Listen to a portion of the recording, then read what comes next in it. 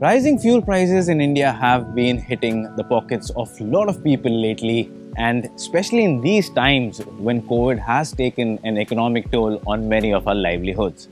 Now, the solution to this rising fuel bill is, well, there are primarily two options. One is that either a lot of us shift to public transport and in the process save money. But the problem with this option is that with COVID still lurking around the corner, if a lot of us start stuffing ourselves into public transport, it could again be a place for reinfection. So that leaves us primarily with the second option for now, and that is to drive a fuel-efficient car.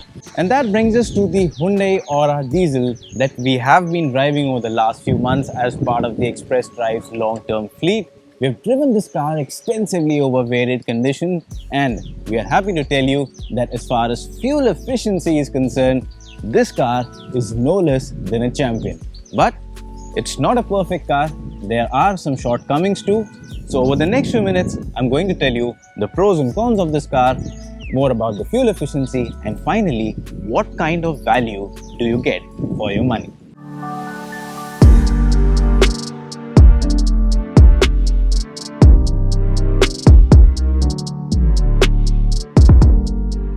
Alright, so now, well, as far as the design is concerned, the Aura is not a new car, and I'm sure if any of you is considering this car, you've already seen the car in flesh. It's a sedan version of the Grand i10 Neos. Of course, there are some subtle differences. The dual LED DRLs up front, and of course the boot section.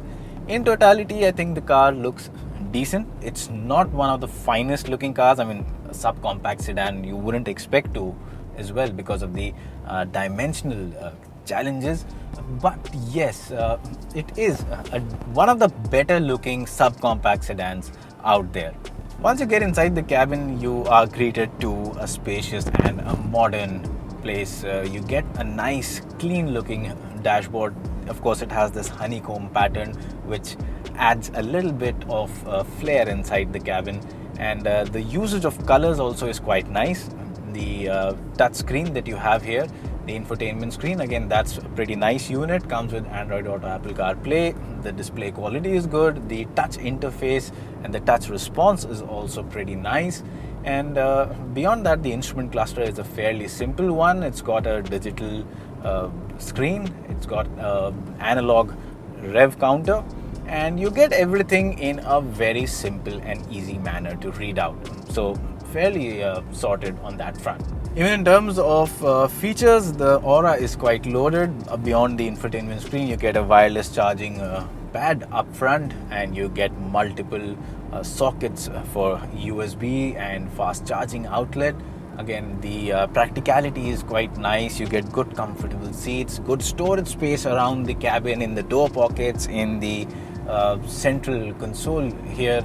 So on that front, again, the Aura scores well. Even in terms of rear seat space, the cabin is good. You get good amount of leg room, knee room, head room. The seat cushioning is good, and it's a very comfortable car for 4 occupants. Getting 5, getting 3 in that rear seat can be a bit of squeeze though, because it's not a very wide car. The boot space too is decent. So yes, overall, when you look at it from a user's point of view, I think it's a good machine. It's a good value proposition.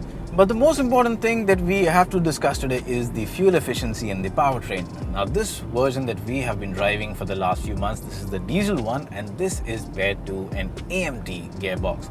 The diesel engine, it's a 1.2 liter engine. It develops a decent 74 horsepower and about 190 Newton meters of torque. Now, as the number suggests, it's definitely not a scorcher, but as far as the overall performance is concerned, I think the Aura Diesel AMT fares pretty well as an urban vehicle, as a car that you're going to primarily use in city conditions. The AMT does its job quite well. Now, being an AMT, of course, it will not go through the gears pretty quickly. But yes, compared to some of the other AMTs out there in the market, this one has been paired to the engine quite well, especially considering that this is a diesel and that AMTs work a little better with petrol engines. So keeping that in mind, I think the AMT here does a good job of giving you a comfortable and smooth drive. The engine, as far as power is concerned, it is enough to keep you on the go, to get up to even highway speeds, and you can easily reach triple digit speeds. But again, it just doesn't have that punch to make you feel that this is a quick car, because it is not. So yes, a comfortable and a sedate car the Aura diesel is. The trump card though is its fuel efficiency, and that's the point why we are making this video amid these rising fuel costs. We have been driving this car now for more than 3 months, and we have driven it in almost every condition, from chock-a-block traffic to open highways, and the average fuel efficiency you can expect from about a 70% run in city traffic and 30% on open roads is in excess of 22 kilometers. Our overall fuel efficiency figure from 3 months is over 23 kilometers to a liter.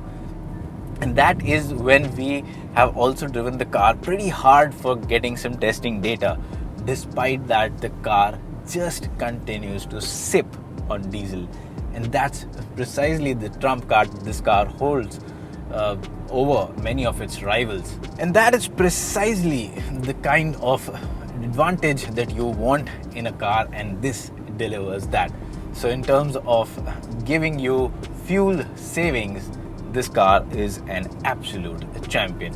And well, it's got everything you need for a comfortable drive, but I wish there was cruise control too in this car. That would have just made things a lot better, especially when you're out on the highways and you can just put it into cruise control and have a comfortable drive.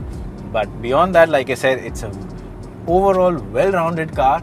And if you look at the prices of the car right now, it has been priced pretty comparatively as well, especially for a car that is a subcompact sedan, is quite spacious, gives you a good set of features, gives you excellent fuel efficiency.